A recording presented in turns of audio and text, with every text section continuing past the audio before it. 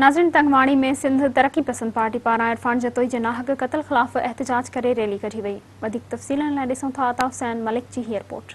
Sindh university के शागिर्द इरफान जतोई के कत्ल के वाक़े खिलाफ अज तंगवाणी में एसटीपी के कारकुनन एहतजाजी मुज़ाहरो करे बसन ते धरणो अचो संदा अगवानन सां ॻाल्हि ॿोल कयूं। उन्हनि जो वधीक छा चवण आहे? असीं सम्झूं था त इरफान जतोई सिंध यूनिवर्सिटी जो हिकिड़ो शागिर्द हो, उनखे गिरफ़्तार कयो वियो कुझु ॾींहं पहिरियां, मीडिया ते अची वियो, सॼी दुनिया ॾिठो।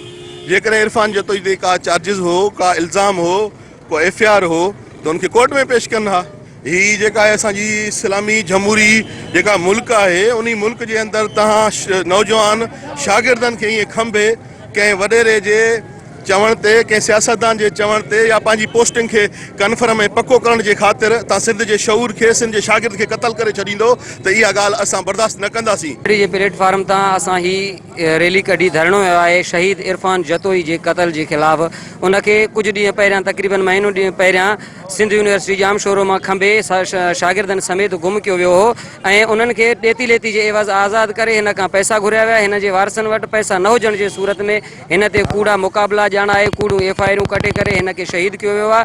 असीं सिंधी क़ौम खे बि हिन मीडिया जे ज़रिए इहो पैगाम ॾियण था चाहियूं, जेकॾहिं अॼु बि तव्हीं ख़ामोश विहंदा त सुभाणे हिकु हिकु थी असांजा शागिर्द ईअं मारिया वेंदा ऐं सिंध यूनिवर्सिटी या ॿियनि इदारनि में असांजो को बि सिंधी शागिर्द न हूंदो। ख़ौफ़ मंझां वरितल हूंदा। अचो गॾु थियो, शहीद जे खून जे इंसाफ़ जे लाइ रोडनि रस्तनि ते निकिरो ऐं असां शहीद जे वारसनि सां बि इहो मतिलबु हमदर्दी बि कयूं था ऐं उन सां वचन कयूं था, जेसि ताईं तव्हां सां इंसाफ़ न थींदो, उन जे शहीद जे खून सां इंसाफ़ न थींदो, सिंध तरक़ी पसंद पार्टी जेको आहे सो रोडनि रस्तनि ते हूंदो इंसाफ़ जे आख़िरी ओसीड़े ते। मां सम्झां थो सिंध जे शऊर जो क़त्ल आहे। इरफान जतोई जे करे धाड़ियल हुयो, जेकॾहिं हुन ते वाक़ई केस बि हुया त अदालतूं छा जे लाइ आहिनि। असां मुतालबो कयूं था पिया चीफ जस्टिस खां ऐं जेको आहे त आईजी सिंध खां त बिरा महिरबानी हिन जो नोटिस वठी एसएसपी इरफान समूह ख़िलाफ़ कार्रवाई कई वञे।